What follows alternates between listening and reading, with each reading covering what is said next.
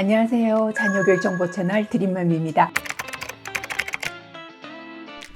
오늘은 아이 학습에 가장 큰 영향을 미치는 이것에 대해서 말씀드리려고 해요. 아이들이 이제 공부를 잘하게 하기 위해서 공부 비법이며 정보며 이런 거 못지않게 중요한 것들이 있는데요. 바로 그건 우리 아이의 멘탈 관리죠. 최근에 오은영 박사님이 금쪽 같은 내 새끼라는 프로그램을 통해서 많은 분들이 관심을 가지고 있는데, 아이들이나 또는 부모님들이 정신적으로 힘들고 또 해결 방법들에 대한 그런 갈증을 가지고 있기 때문이 아닌가, 이런 생각이 들더라고요. 특히 성장을 하면서 아이들이 틱장애도 겪게 되고 의욕 저하라던가 불안 심리, 여러 가지 다양한 심리적인 부분을 고통들을 호소하게 되는데요.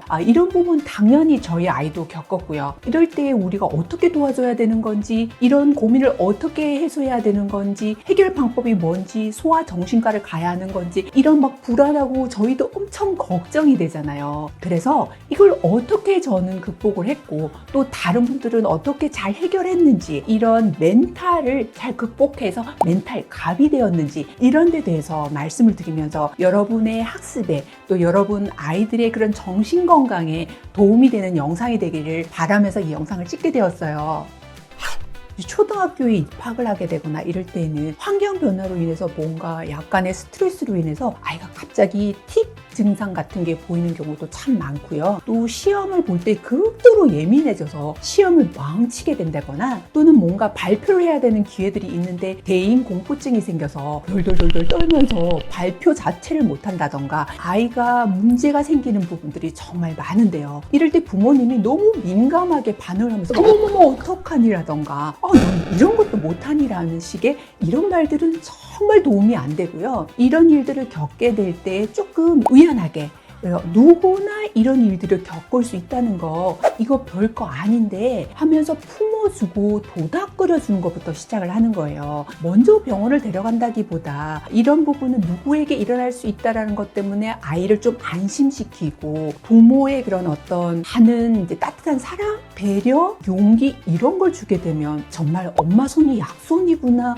이런 걸 느끼게 돼요. 정말 다양한 경험들을 저도 아이를 키우면서 하게 됐는데, 물론 처음에 이런 일을 겪으면 놀랐죠. 이제 걱정도 되고, 이러다가 중증 되는 거 아닌가 하고, 이런 증상을 이제 보게 되면 이제 의연하게, 따뜻하게 품어주고, 너 스트레스가 많았나 봐, 이런 것들은 걱정하지 마, 자연스럽게 다 하다가 거쳐가는 거고, 엄마도 이런 일을 겪었단다, 친구들도 이런 일들이 있는데 너무 걱정하지는 말고 조금씩 고쳐질 거야 라던가, 이런 식의 위로를 하고 좀 많이 품어주면 시간이 지나면서 아이가 증상이 완화되고 완전히 사라지기도 하고, 이게 이제 병원을 가게 돼야 하는 그런 증상이 생길 수도 있죠. 물론 있어요. 그런데 대부분의 소소한 증상들은 부모님이 이렇게 다독거려 주시고 품어주시면 정말 그게 아이들이 오히려 자신감으로 변하고,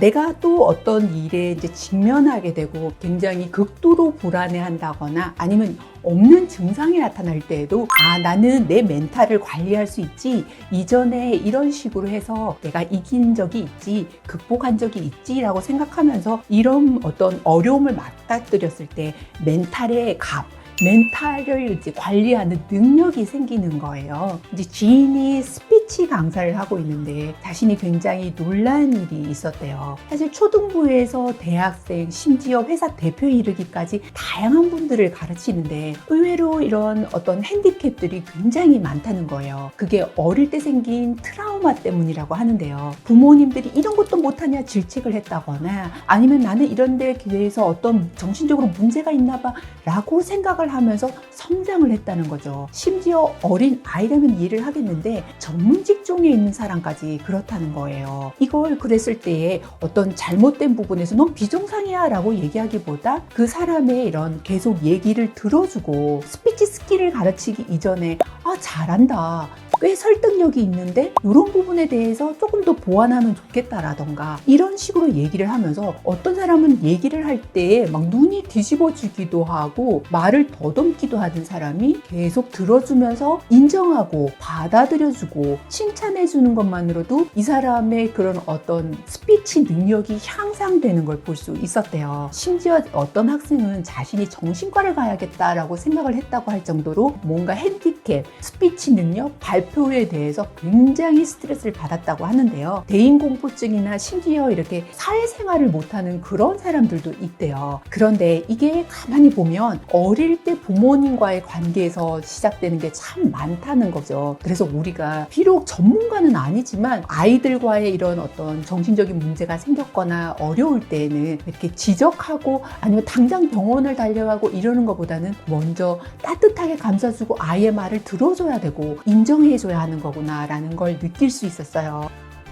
사실 발명왕 에디슨이나 상대성 원리를 발견한 아인슈타인을 비롯해서 레오나르도 다빈치 등 무수한 업적을 남긴 분들이 ADHD 증상이라 할 만한 행동을 많이 했다고 해요. 심지어 일론 머스크는 아스퍼거 증후군을 앓고 있었지만 세계에 가장 영향력 있는 사람이 되었잖아요. 어떤 형태로든 완벽한 사람은 없지만 부족한 부분을 어떻게 극복하고 장점을 잘 살려서 훌륭한 그릇이 되도록 도와주는 게 중요한 것 같아요. 다시 말해서 자녀의 멘탈은 부모의 사랑과 배려 충분히 완성될 수 있고요. 아이가 또 다른 재능을 발견하는데 굉장히 중요한 역할을 하죠. 지금 여러분의 자녀들은 어떻게 하고 있어요? 여러분의 눈치를 보고 있나요? 아니면 냉전 상태인가요?